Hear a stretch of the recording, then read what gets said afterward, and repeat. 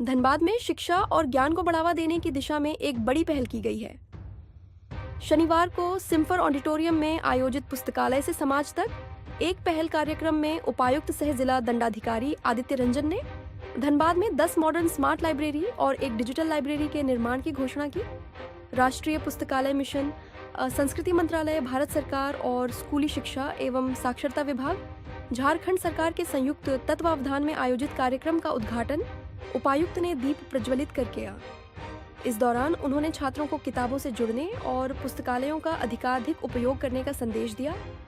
उपायुक्त ने कहा कि आज की नई पीढ़ी के सामने ध्यान भटकाने वाली कई चीजें हैं, लेकिन लक्ष्य पर केंद्रित रहने और व्यक्तित्व विकास के लिए किताबें सबसे बड़ा माध्यम है। उन्होंने कहा कि पुस्तकालय ज्ञान का खजाना है और अच्छी पुस्तकें छात्रों के सपनों को नई उड़ान देती हैं। कार्यक्रम में सिम्फर के निदेशक प्रोफेसर ए.के. मिश्रा ने भी छात्रों को संबोधित किया।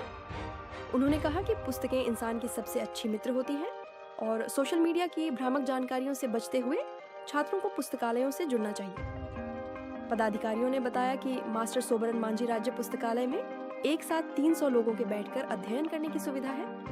यहाँ 57,000 से अधिक पुस्तकें उपलब्ध हैं और पुस्तकालय वाईफाई, सीसीटीवी सहित आधुनिक संसाधनों से सुसज्जित है।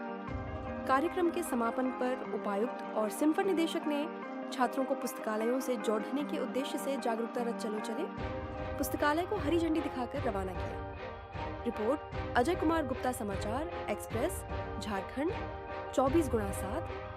मोस्टली ये बच्चों के साथ एक इंटरेक्टिव सेशन था और पुस्तकालय से समाज तक जो मास्टर सोबरन मांझी जी के याद में हम लोग अच्छे से कर रहे हैं, उसमें सभी बच्चों को बताया गया कि लाइब्रेरी का क्या इम्पोर्टेंस है। हमारा स्टेट लाइब्रेरी बहुत अच्छा चल रहा है, उसकी जो आवर्स हैं उसको बढ़ाने का डिमांड बच्चों ने किया, वो हम लोग कोशिश करेंगे। और साथ ही साथ पूरे डिस्ट्रिक्ट में 10 लाइब्रेरी हम लोग ट्राई कर रहे हैं बनाने का।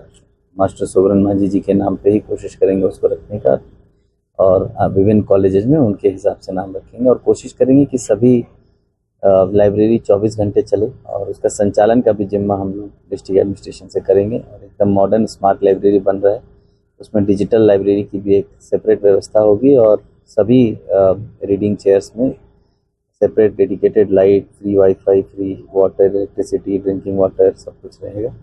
कोशिश यही है कि यहाँ के बच्चों को एक अच्छा माहौल मिले पढ़ाई का। और वैसे भी धनबाद के बच्चों का रिजल्ट हर कॉम्पिटिटिव एग्ज़ाम में अच्छा रहता है। आने वाले समय में वो संख्या और बढ़े और उनकी जो हिस्सेदारी, दावेदारी है वो सिर्फ स्टेट एग्ज़ाम्स नहीं, नेशनल एग्ज़ाम्स में बढ़े, वो हम लोगों का मूल मकसद है। बहुत बहुत धन्यवाद। आज का जो कार्यक्रम था माननीय डीसी महोदय के द्वारा ये संचालित किया गया। उन्होंने इस कार्यक्रम का आयोजन किया यहाँ पर और जो जितने भी आज के युवा हैं, जो हमारे देश के भावी टेक्नोक्रेट्स होंगे या ब्यूरोक्रेट्स होंगे या इंजीनियर्स होंगे या डॉक्टर्स होंगे, उनके लिए आज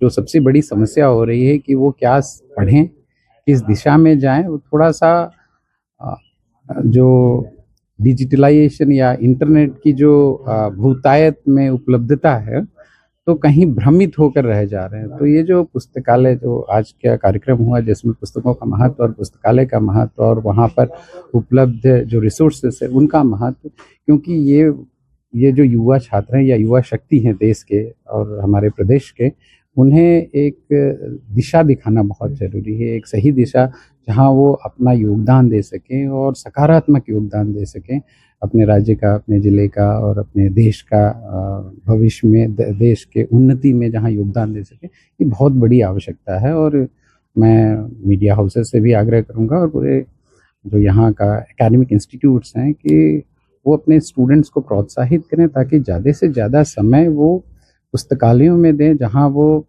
सही दिशा प्राप्त कर सकें। तो ये बहुत ही कारगर पहल है और आगे आने वाले समय में धनबाद जिले के युवाओं के लिए ये एक बहुत बड़ी धरोहर होगी।